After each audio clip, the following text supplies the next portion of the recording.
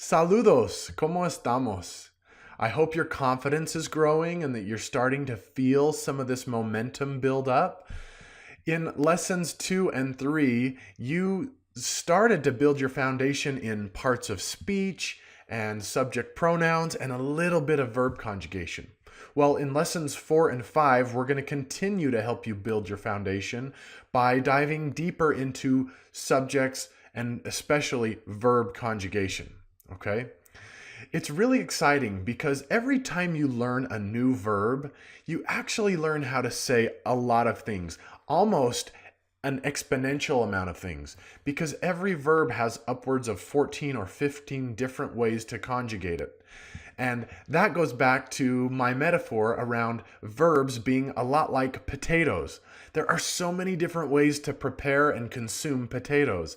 Likewise, with verbs, there are lots of different ways you can use one single individual verb. So this is incredibly exciting, and I hope you feel some of that excitement. Have confidence, believe in yourself, and let's get started speaking in complete sentences in Spanish in Lesson 4. Here's the learning outline for Lesson 4. First, we'll look at some vocabulary, followed by an explanation of subjects. It's a quick review of what we've already covered. And then verbs and verb infinitives, which is somewhat of a review, but we're starting to move into some new content. The clause formula, the steps to conjugate verbs, and then we're going to actually start to create phrases in Spanish. So then I'm going to show you, of course, some of the pitfalls, or these are some of the things that are common mistakes that new Spanish speakers make. Finally, followed up at the very end with some comprehension. Here's the vocabulary, so go ahead and say these words along with me, and we'll repeat them a couple times. So your goal is to really kind of mimic my pronunciation of these words.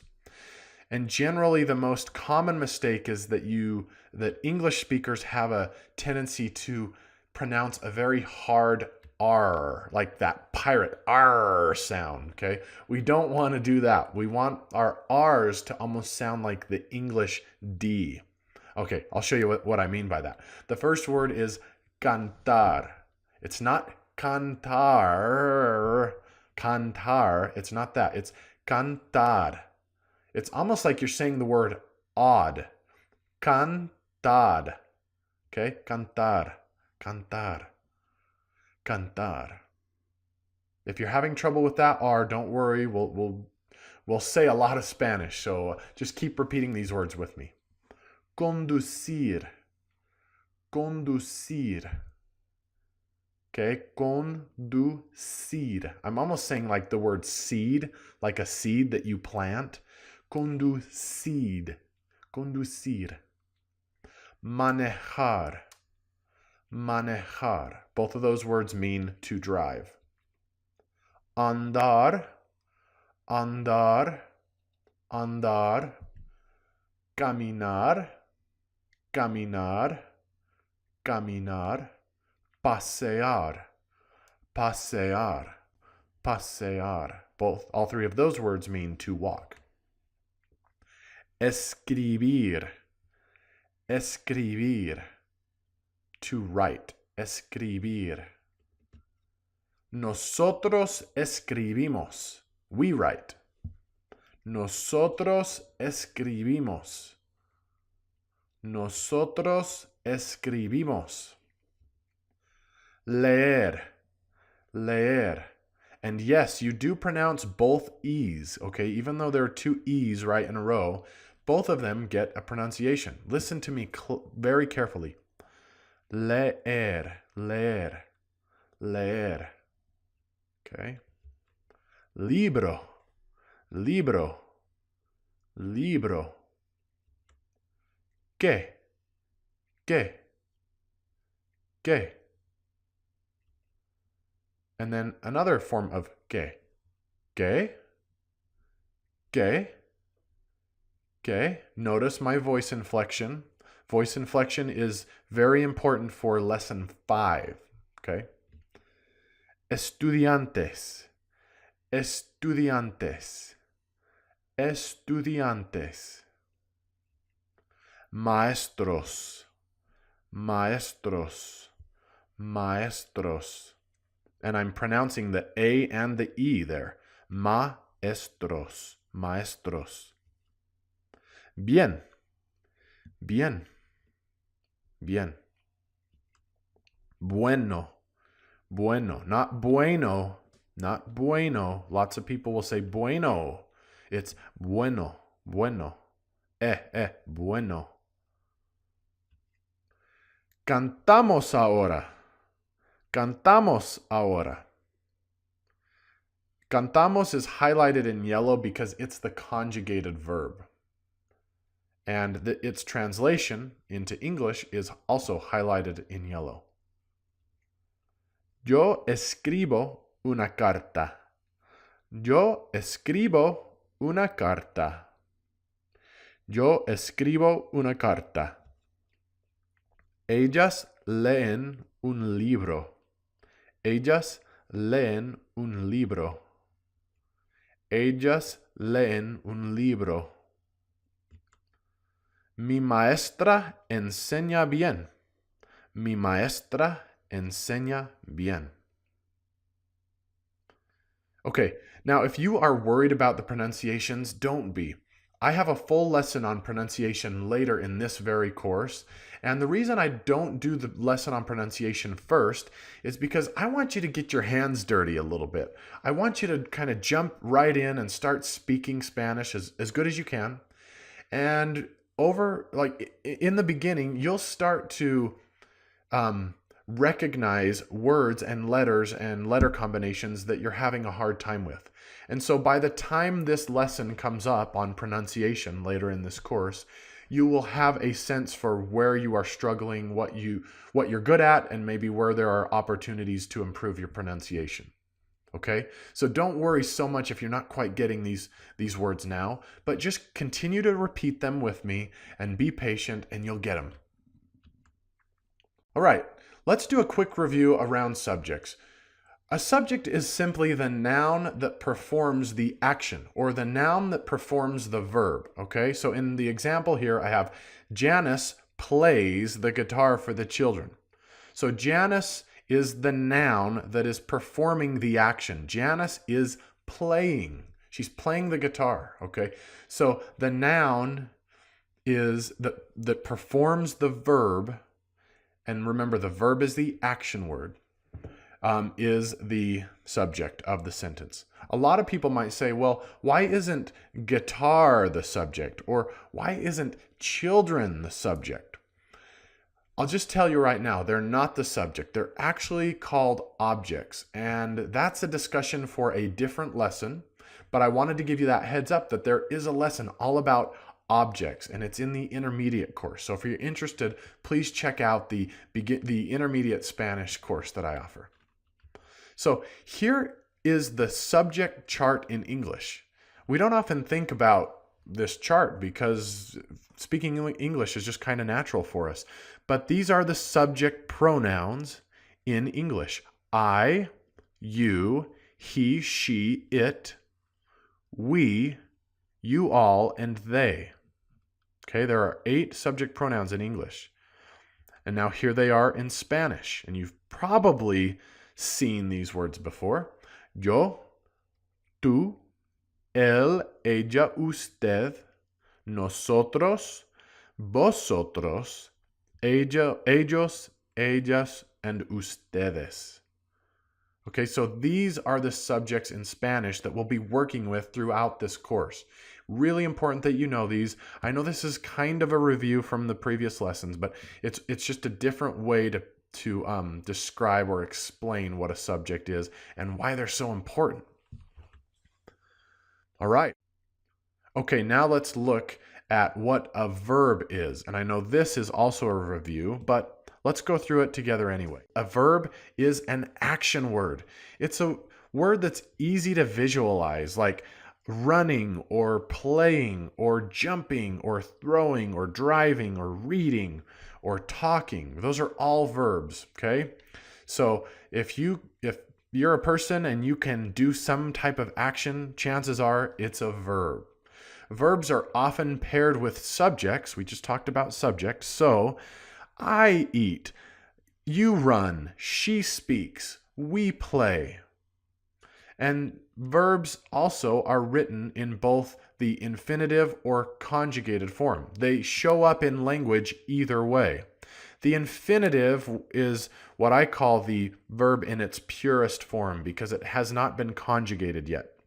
So to run, to eat, to speak, these are all examples of verb infinitives. A conjugated verb, however, has been paired with a subject. We run, she eats, you guys speak. Now, let's dive deeper into the two states of verbs that we just covered briefly. So, the first state is this unconjugated, pure state of verbs. Okay, some of the characteristics of unconjugated verbs are that they are a verb in the purest sense of the word, the purest unconjugated form of the verb. And in Spanish, some examples are comer, cantar, and conducir. Okay, notice these all have a commonality that they end in ER, AR, or IR. And that's how you know in Spanish if a verb is a verb infinitive. Okay, it hasn't been conjugated yet. Also, these verbs, because they haven't been conjugated, they are not paired with a subject. So you would never say something like nosotros cantar. Nosotros is a subject, but you don't pair it with cantar. You have to conjugate cantar in order to pair it with nosotros. Okay, so we'll get more into this in just a second. Verbs, unconjugated verbs are preceded by the word to. To eat, to sing, to drive. We want to sing. Now let's look at conjugated verbs. These are verbs that have been changed, okay? A conjugated verb is one that has been changed. So now notice, comer from the left, the chart at left, changes. It's been changed to como. Cantar has been changed to cantas. Conducir has been changed to conducimos. Okay, these are verbs that have been changed. They've been conjugated. They are paired with a subject. That subject can be written or it can just be implied. You know the subject of a verb by how it's conjugated. We'll look at that in just a minute, okay? So you'll know what I mean by that in just a moment. So you wouldn't say nosotros cantar, like I showed you out on the left, but you would say nosotros cantamos. That's a perfect example of pairing a subject with a verb, a conjugated verb. And then, of course, you precede your subject with, you precede your verb with a subject. So we eat, you sing, I drive. These are all examples of verbs that have been conjugated and therefore they have a subject associated with them. Remember from a previous lesson that the formula for a clause is subject plus a conjugated verb equals a clause, okay? And here's this table. You've seen it before. It basically shows you how we create clauses. So first we have a subject, you, and then we take any unconjugated verb that we want. In this case, I use the verb to eat. So this is a mother verb, or it's a verb infinitive. It hasn't been conjugated. But when we pair it with the subject you, we do have to conjugate it. So to eat becomes eat, and our clause that we get is now you eat. Likewise, with the subject she and the unconjugated verb to eat, we have to conjugate to eat in order to pair it with the subject, and it becomes eats. And now our clause, the clause that we get from this combination is she eats. It's kind of like we are creating something here. We want to create a sentence, but before we create the full sentence, we have to create a clause. And so we're doing that clause here with the subject and conjugated verb. And pretty soon, by the end of this lesson, we will have a full sentence. So I'm looking forward to that. Okay, so the steps to conjugating verbs in the present tense are as follows. You first identify your subject. Your subject determines everything. It determines how you'll conjugate the verb. So if you're talking about yourself, your subject is going to be I. But if you're talking to somebody else and maybe you're asking them a question, the subject might be you. So it's really important. Identify the subject. Next, all verb infinitives have an AR, ER, or IR ending. So you'll want to drop that ending from the verb. And finally, you will add the appropriate conjugation from the standard conjugation chart in the present tense. And I'll show you those charts now. On the left are the AR present tense verb conjugations, and on the right are the ER or IR present tense verb conjugations. So this is pretty self-explanatory. Verbs that are AR, that end in AR, have these conjugations on the left. You drop the AR ending and you add the conjugation according to the subject and these charts that you're seeing. If it has an ER or IR ending, you do the same thing. You drop the AR you drop the ER or IR ending, and based on your subject, you add the appropriate conjugation. The chosen subject, so the subject of your communication, determines which conjugation is appropriate. It's almost like these two have to agree. They must agree. You can't use one subject with the wrong conjugation. It just doesn't make sense. Your language and your communication breaks down completely. Here's what I mean by agreement. We have our subjects on the left. We have our standard conjugations on the right.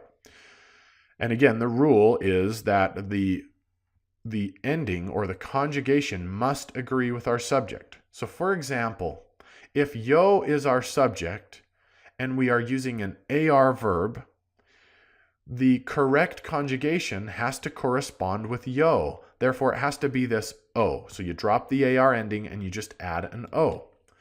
Let's look at another one. If tú is our subject and we have an ER or IR verb, the conjugation that we choose has to correspond with the subject tú, meaning it has to be in the same box from these charts, okay? So you need the left column and the second box down if tú is your subject.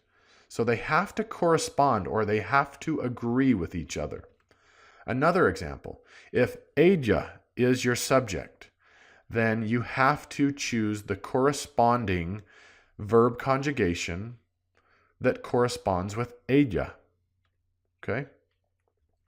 Finally, if ellos or ellas or ustedes is your subject and your verb is an AR verb, your ending is going to be AN. Okay? Your conjugation or your ending, you're going to drop the AR ending and you're going to add the AN conjugation.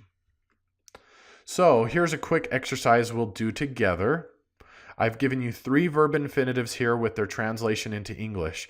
So let's just quickly go through them and formulate the correct clause in Spanish. Okay, so the first one is andar. Andar means to walk. So how would you say in Spanish, I walk? Remember our steps. We have to first identify the subject, which is I or yo. And andar is an AR verb, so we're going to drop the AR ending from andar, and we're going to add the conjugation from the standard conjugation charts above for AR, and it just happens to be O. So the answer is yo ando. I walk. Let's do comer. Comer means to eat. How do you say she eats in Spanish? She is ella. So ella is our subject. That we know. Comer is the verb, so we have to drop the ER ending, and now we have to add the appropriate conjugation that corresponds with ella, which in this case is just the letter E. So it becomes ella come. Ella come. Finally, escribir. Escribir is an IR verb, and it means to write. And what I want to know is, how do we say we write in Spanish? Well, nosotros is the subject for we.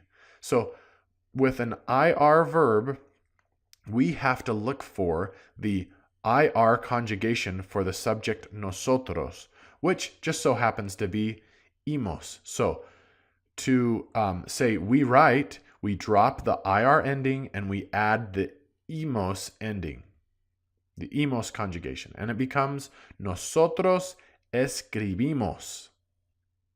Great. Okay, so here's a quick exercise. So I'm going to give you a subject and a verb, and I want you to use the information at the top half of the slide to complete the statement. Okay, so all you have to do is create a clause in Spanish and then translate it into English. So I've given you the subject, I've given you the verb infinitive. Now you just need to put them together, do the conjugation into Spanish. Pause the slide at this point. Do these three on your own. When you're ready, unpause the lesson. I'll come back and I'll give you the answers. Okay, are you ready to go through these together? The first one, yo comer. Yo is I, and you see where it falls in the subject chart. Therefore, we know that we've got to look over at the ER-IR subject chart or conjugation chart and choose the conjugation for yo, which is just the letter O. So this becomes yo plus como. I eat. Yo como. Ellas leer. Okay, ellas is down in the bottom right of the subject chart. And this is an ER verb again. So we're going to look at the ER conjugation chart and choose the conjugation from the bottom right. So this becomes ellas leen. They read. Ellas leen. And finally, usted plus hablar. So usted is the bottom left of the subject chart.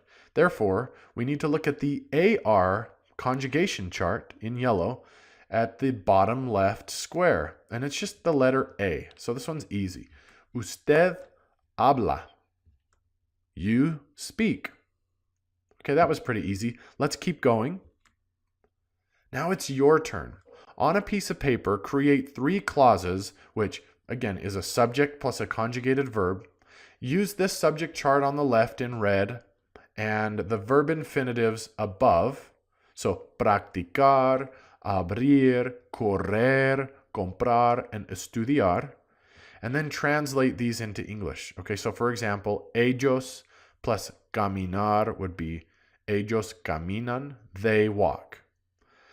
Then as a bonus, I know that we haven't talked a lot about the phrase at the end of the clause, but many of you will have some knowledge of Spanish already, and it's just possible that you might know some words that you could put at the end of these clauses to do, and what this does is it will, to some degree, it will complete your thought. So instead of just saying they walk, you might know how to say, they walk to the store.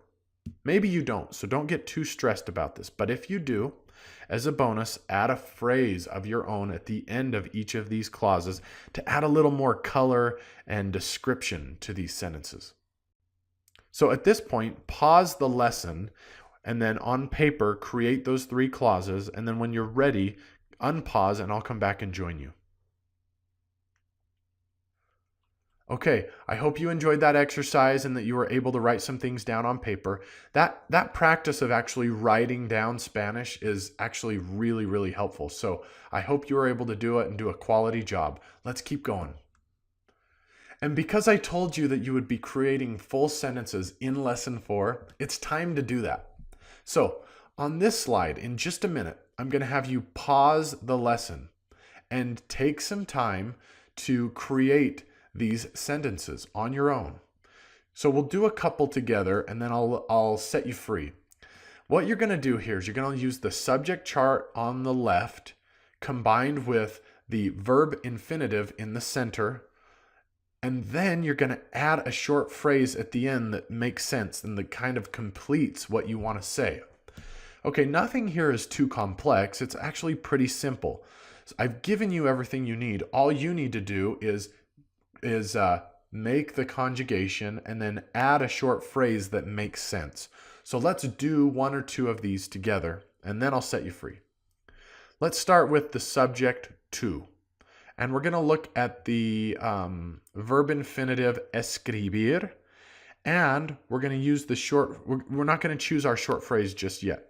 So with the subject to, escribir conjugates to escribes.